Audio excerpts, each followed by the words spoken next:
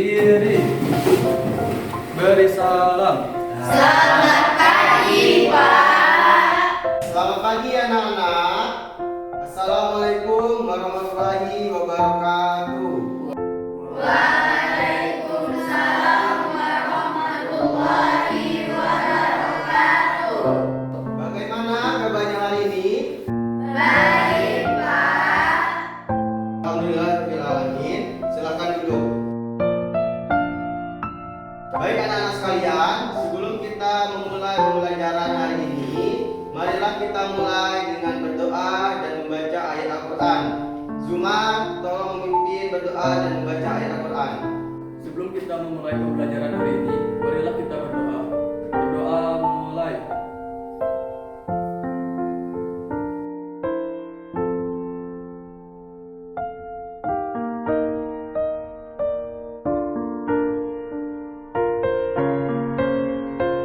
Doa selesai. Marilah kita membaca surah Al-Isra.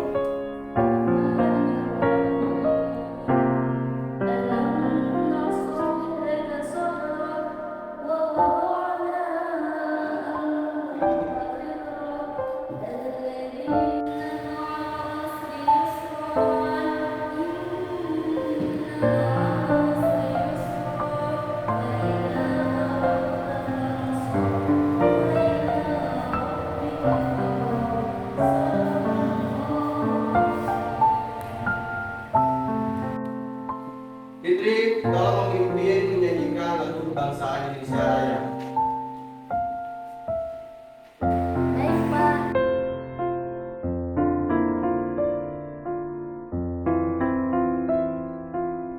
Silakan berdiri, teman-teman. Marilah kita menyanyikan lagu kebangsaan Indonesia Raya. Azumar, Hadir, Pak. Fitri, Hadirah, Pak. Derka, Hadir, Pak.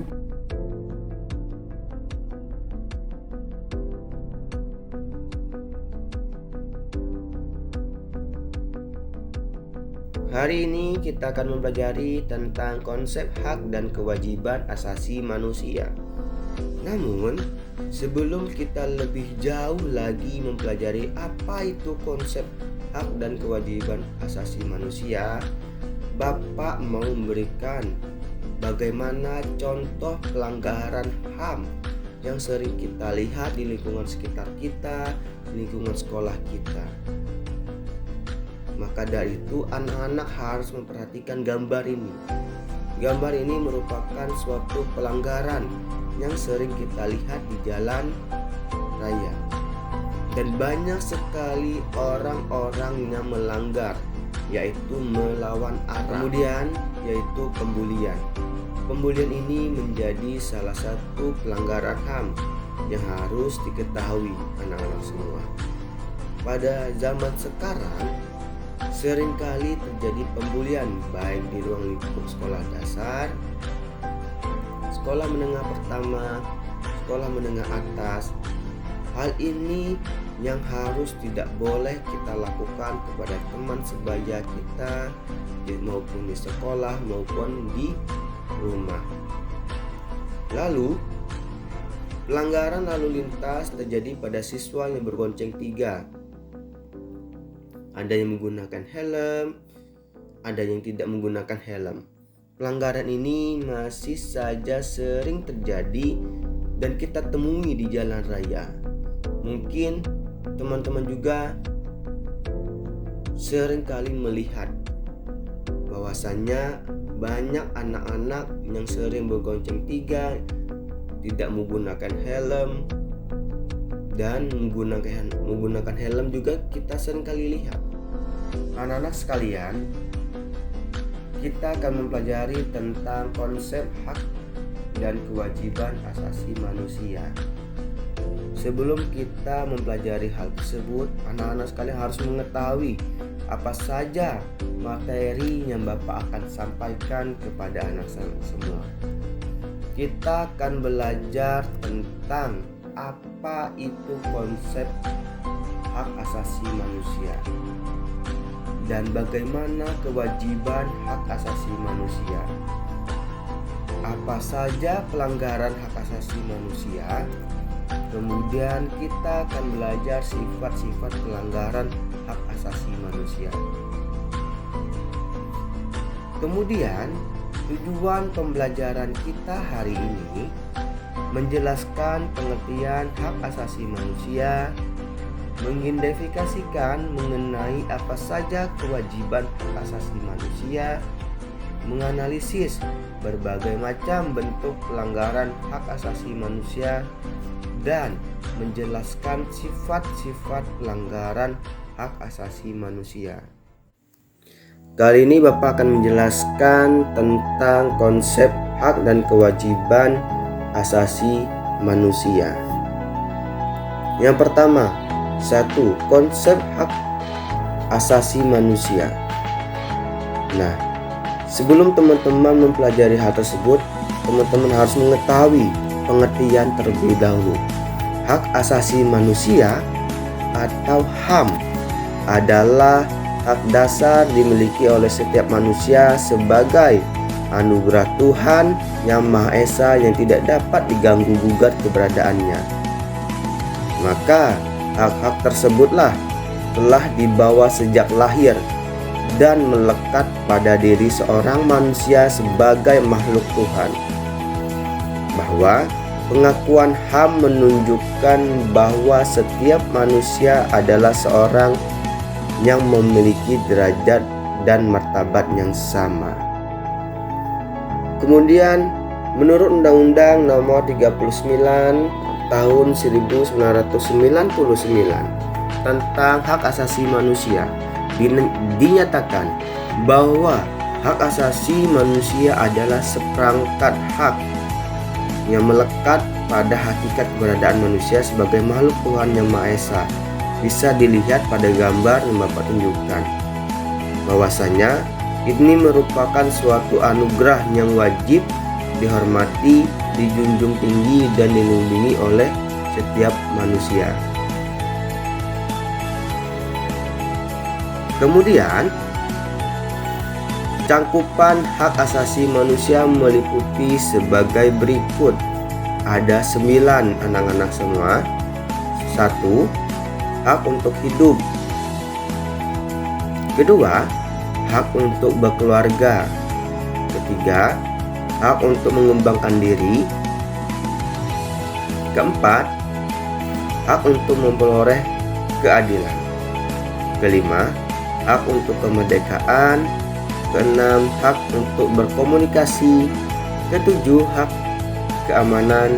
Kedelapan, hak kesejahteraan. Dan kesembilan, hak pelindungan. Namun, materi kita tidak sampai di situ saja, yaitu masih ada materi tentang hak-hak yang diatur menurut Piagam PBB tentang Deklarasi Universal Human Rights tahun 1948 tentang hak berpikir dan mengeluarkan pendapat, hak untuk memiliki sesuatu, hak untuk aliran kepercayaan atau agama, hak untuk hidup, hak untuk kemerdekaan hidup, hak untuk memperoleh nama-nama baik, hak untuk memperoleh pekerjaan, hak untuk mendapatkan perlindungan hukum. Setelah itu, ada juga menurut para ahli tentang apa sih hak asasi manusia itu. Menurut John Locke menyatakan bahwa hak asasi manusia merupakan hak yang telah diberikan secara langsung oleh Tuhan sebagai sesuatu yang memiliki sifat secara kodrati. Kemudian, menurut David Bingham dan Kevin Bowler mengatakan HAM adalah segala kebebasan yang bersifat fundamental, adalah setiap hak-hak individual yang memiliki asal dari segala kebutuhan kapasitas manusia.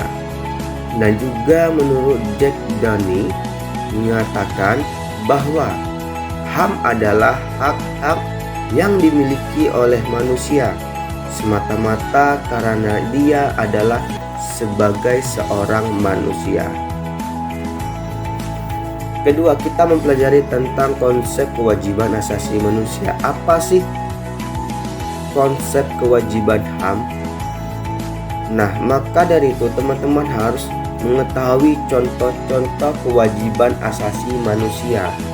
Ada 4 kewajiban asasi manusia, yaitu kewajiban manusia untuk menjalankan tugas sebagai manusia, kewajiban moral atas dasar norma benar dan salah sebagai diterima dan diakui oleh masyarakat, kewajiban sosial dan dasar norma dan tingkah laku di lingkungan sosial, kewajiban kepada Tuhan Sang Penciptanya. Nah, di sini Bapak akan menjelaskan berkaitan tentang pelanggaran HAM. Yang pertama yaitu diskriminasi. Apa itu diskriminasi? Adalah suatu pembatasan, pelecehan, atau pengucilan yang langsung dilakukan maupun tidak langsung didasarkan perbedaan manusia atau dasar agama, suku, ras, etnik, kelompok, golongan, jenis kelamin, bahasa, dan keyakinan. B. Penyiksaan. Penyiksaan ini merupakan suatu perbuatan yang dilakukan dengan sengaja sehingga menimbulkan rasa sakit atau penderitaan, baik jasmani maupun rasa sakit atau rohani pada seorang memperoleh pengakuan keterangan dari seorang atau orang ketiga. Nah, kita tadi sudah menjelaskan tentang bentuk-bentuk pelanggaran HAM. Kita juga tidak lupa menjelaskan bagaimana sifat-sifat pelanggaran HAM. Sifat-sifat pelanggaran ini hanya 2, yaitu pelanggaran HAM berat dan pelanggaran HAM ringan. Apa pelanggaran HAM berat? Pelanggaran HAM berat itu pelanggaran HAM berbahaya dan mengancam nyawa manusia.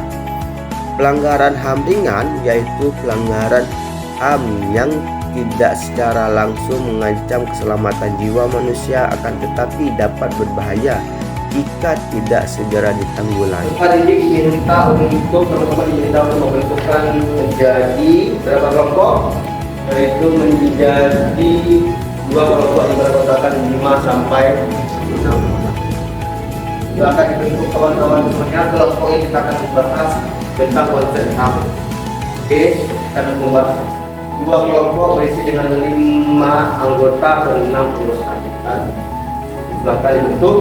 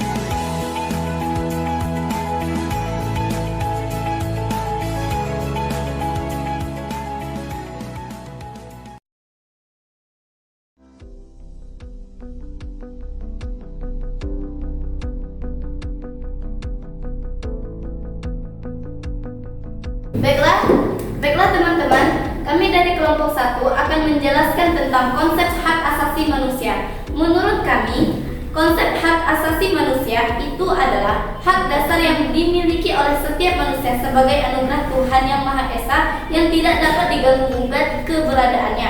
Hak-hak tersebut telah dibawa sejak lahir dan melekat pada diri manusia sebagai makhluk Tuhan. Pengakuan terhadap HAM menunjukkan bahwa setiap manusia memiliki derajat dan martabat yang sama. Pada masa lalu, manusia belum mengakui akan adanya persamaan derajat antara manusia satu dengan manusia yang lainnya, sehingga mengakibatkan terjadinya penindasan antara manusia yang satu dengan yang lainnya. Contoh yang paling konkret dalam dilihat pada penjajahan oleh satu bangsa terhadap bangsa lain, seperti Indonesia yang dijajah tanpa peri kemanusiaan oleh kaum kolonialisme yang menindas dan menyengsarakan bangsa ini.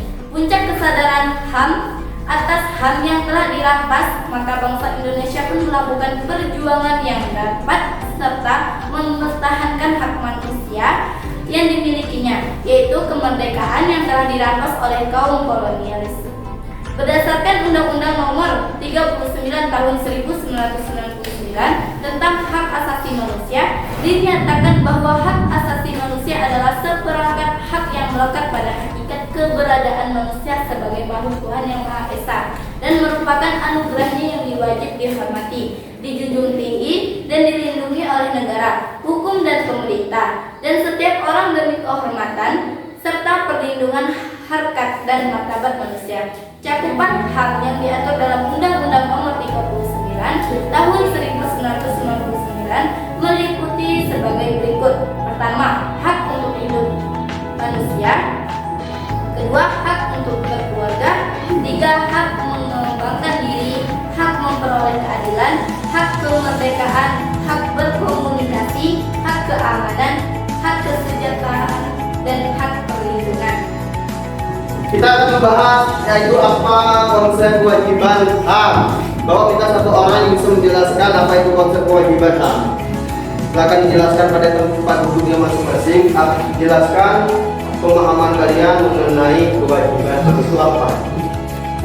Kewajiban asasi manusia merupakan bentuk pembatasan atas hak asasi manusia yang dapat menjadi sebab munculnya sifat egoisme individu. Seringkali seseorang hanya menuntut haknya, namun lupa bahwa ia juga memiliki kewajiban untuk menghormati hak asasi orang lain. Pelanggaran HAM terjadi karena adanya pelanggaran atau pelalaian terhadap kewajiban asasi yang dilakukan oleh seseorang atau sekelompok orang kepada orang lain. Oke, kali ini teman-teman kita pada tahap refleksi, yaitu mengingatkan kembali apa yang kita bahas materi kita hari ini. Silakan Bapak minta satu orang untuk mengingat kembali apa yang kita pelajari tentang pembelajaran tadi. Oke.